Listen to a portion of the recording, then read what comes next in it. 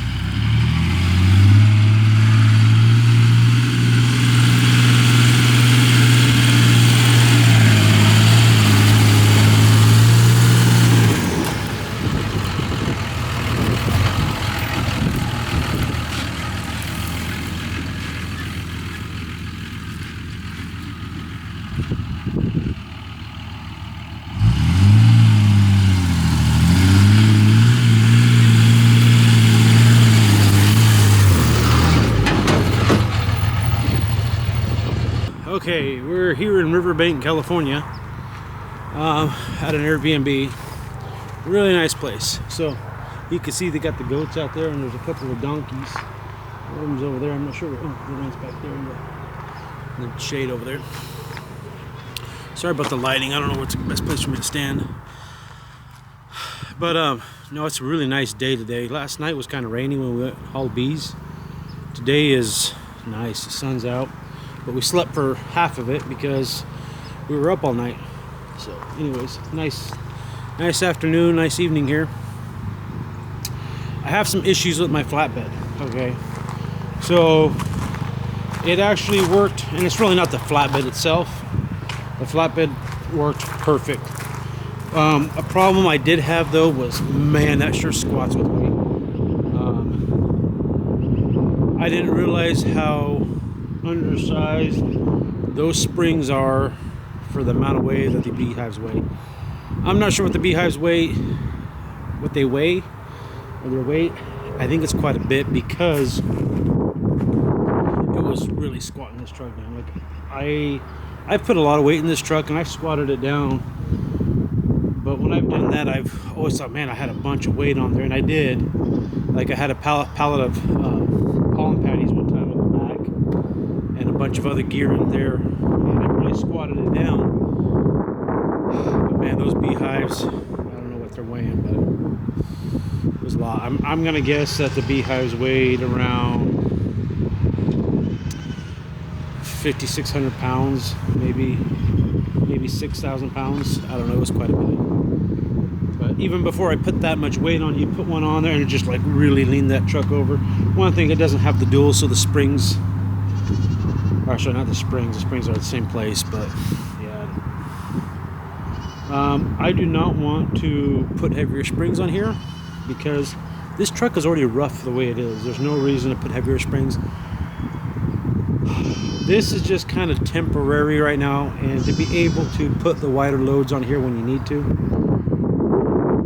Yeah, I already decided yesterday that I will not put more than 2 high, 3 long, and even then that's pushing it. Like I would not do fall hives that way because they're going to be really heavy hives.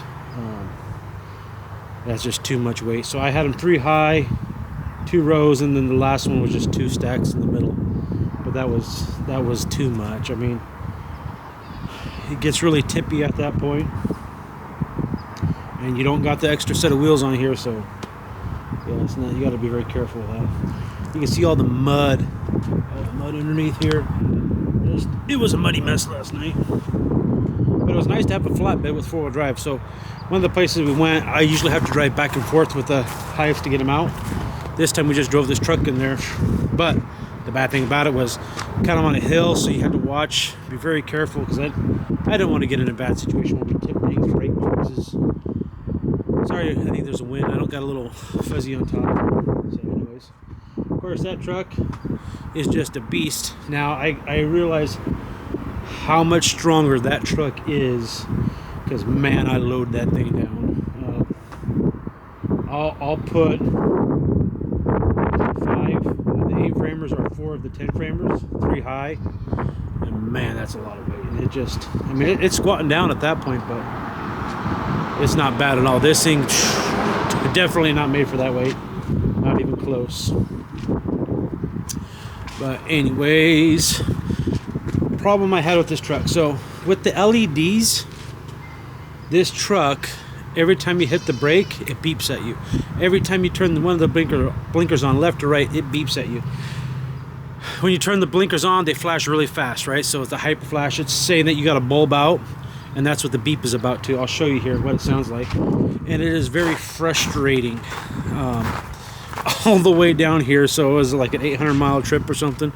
All the way down here, every time you hit your brake, beeps at you. The good thing is if you keep your foot on the brake while you're braking, you don't just kind of off and on. You only get the one beep. So that's one thing I learned. Don't let off if you're slowing down. Just keep on until you get to the speed you want, and then let off, because it's annoying. Well, it's been almost 3 months since I had this flatbed, so I wanted to talk to you guys about what I like about it, what I don't like about it, the mistakes I made, and what I'm going to do to fix them. And now, there's not many mistakes. Most of the things I don't like about this, I was just running out of time, so I did what I needed to do to make it work. Now, one thing about getting back to fixing it, it's going to take a while. There's so much work going on, and I'm sick right now too. So we got hay down. I got bees that are wanting to swarm. I need boxes put together. I need to put them on. They're running kind of, some of them are pretty full. Those aren't necessarily the ones that are swarming though either. The ones that are swarming are the ones that are on honey already. So it's kind of a little frustrating, so much work going on. And yeah, so this stuff that I'm going to probably do to fix things will be later on, except for one thing might be here soon. But I wanted to just talk about how this flatbed, how it's working for me and everything. And I really do like it. I think having this flatbed is a big step up compared to the box bed.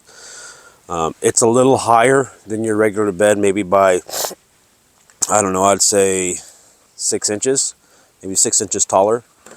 And since it's 6 inches taller, you got to lift things a little bit higher, but you can load all the way around.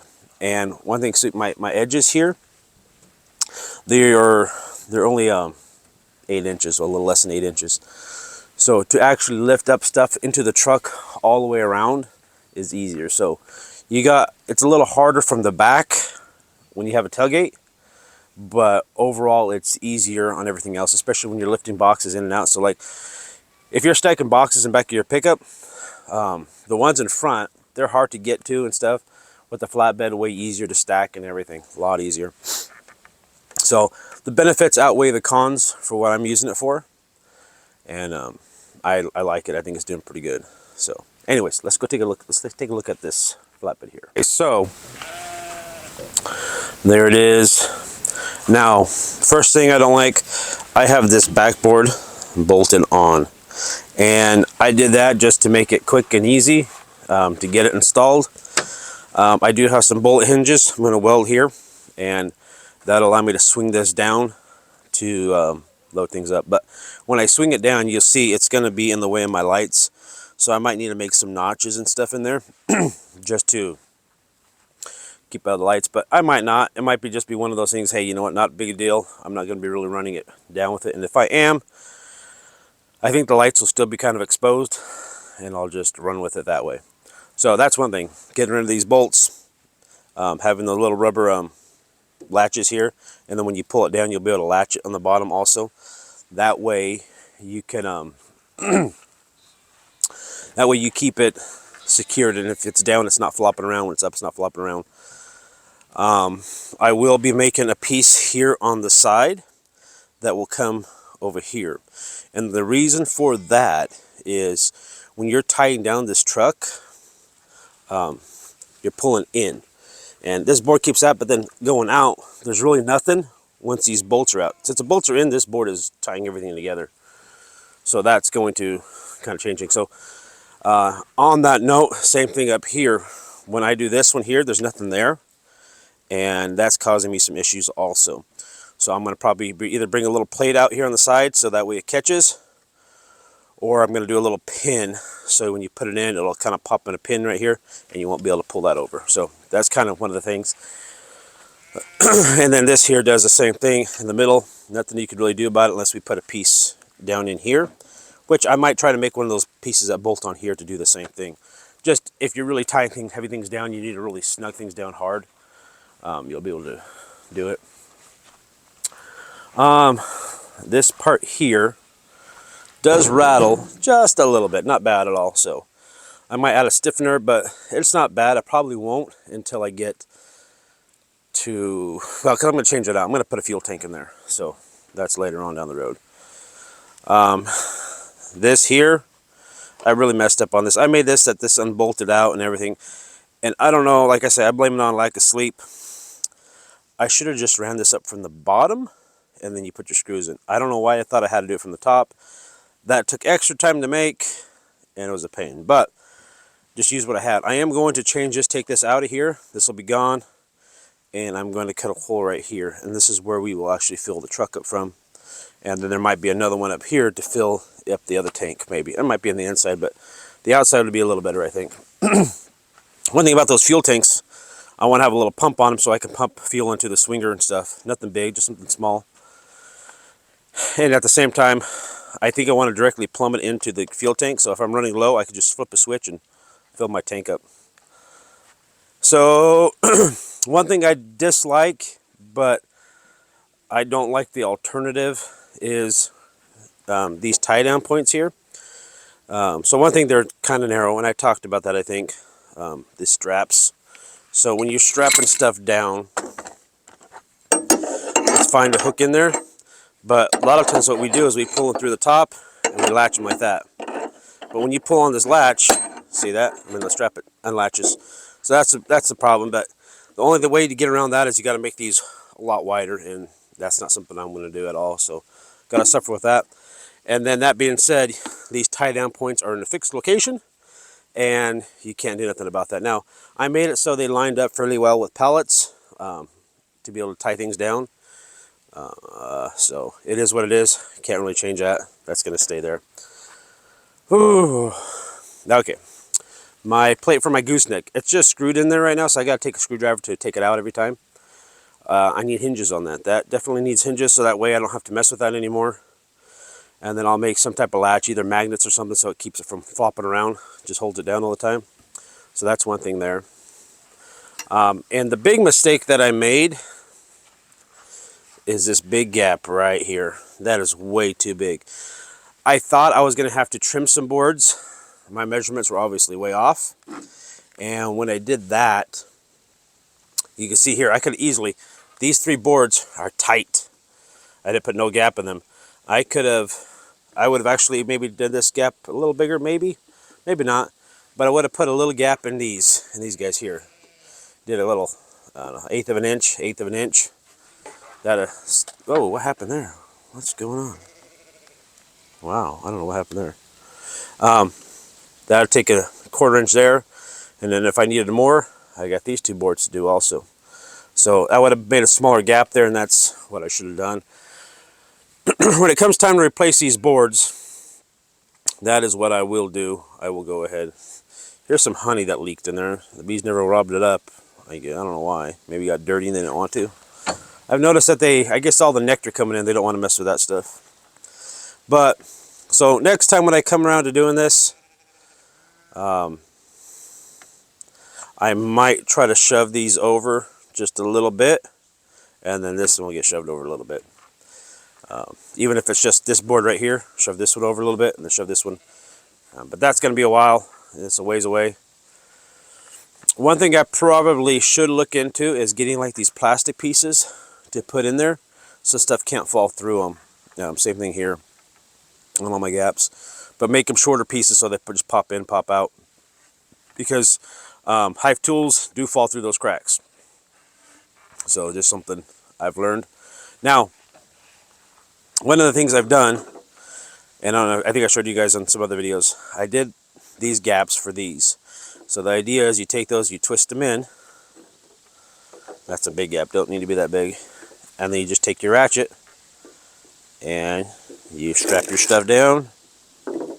Oh, dropped it. But anyways, that's all you do. And so I can strap along this whole bed anywhere I want to strap things down. So actually, maybe I'll show you guys that real quick. Let's go get a box. Okay, so here's my box. So I can put it here this way, or I could turn it this way, depending how far you want your straps to go. You just take your little loops. Oop, dropped it through. So that's one thing I thought about doing here, is putting washers on top so they cannot fall through, because that's annoying actually. Twist that through. Take this one, twist that one through. Then you just take your ratchet strap here. And I got these specifically for this truck because always having to tie the tail ends down, it's kind of frustrating. Anyways, we'll hook here. And then we just hook here. And then we ratchet it up. And there we are. Right there. You can slide this box up or down. You just can't strap down when you have your beams go across, your cross members. But yeah, and that box ain't gonna go anywhere. Be totally fine there. And then I could even strap down this big one. This big one's just a little bit too big of a gap though, but like I said, it works. I really like this truck. I had the flatbed. It does a really good job of what I need it to do. I can't load it down as heavy as I would like, just because it's not heavy duty enough for the amount of bees I like to haul at once. But it does help rather than having a regular box bed, where if you're lucky you can fit 4 pallets of bees in here, and then you're doing something to pull those ones out in the front. So yeah, I usually put a strap in the front, and then I grab that strap with the swinger and then back up and slide it back. This one I get all the way around it. And even if I'm just going to haul a few, first I just haul a few, I just drop this down, set it in real easy, tie it down real easy, don't have to worry about it. Yeah, super nice. Anyways, there she is. Let's get a side profile here. In the future, she will have boxes underneath. We got our bee suits in that box, and then we got straps there. I don't want any of that in the bed of the truck. So eventually everything will be down here. It'll look nice. Up there will be, like I said, a fuel tank. The lid for the gooseneck, the cover there will be on a hinge. This little tailgate here will be on a hinge. More boxes here, and then on that headache rack I'll probably do some bars or something across to protect the windows. But yeah, other than that, really like it. Totally worth the time and effort I put into it. Just needs a little bit more love. Doesn't look as pretty. It's all dirty and sticky, and it needs a wash down and maybe a little bit more oil on it. Brighten it right back up again. But yeah, really like it. Yep, so anyways, I hope you guys liked this video, and hope you guys liked the flatbed. If you got any questions, feel free to ask, leave a comment below. And if you guys are making anything like this, I would love to see it. So I don't know, make a video of it, put it up, post it up here. And I think I'm done with this series of the flatbed build. That was long, and I have so much more footage of this build that I did not use, just because, I mean, I already stretched this out, what, to 10 videos, 11 videos, I don't know, something like that. That's a lot. That's too many, and some of these videos were long. I wanted to try to fit as much of this stuff of the build in that I could, so you guys can kind of see what's going on. Some of the times my phone or my camera died and I didn't get video of it. I was learning with this new camera, learning how to do time lapses, and when I first got this camera, I didn't have a big enough SD card, so I was doing videos and it was just sucking the memory up and everything. So learning curve right there, right in the middle of this build, but I think we got her. And I will see you guys later. Thanks for watching.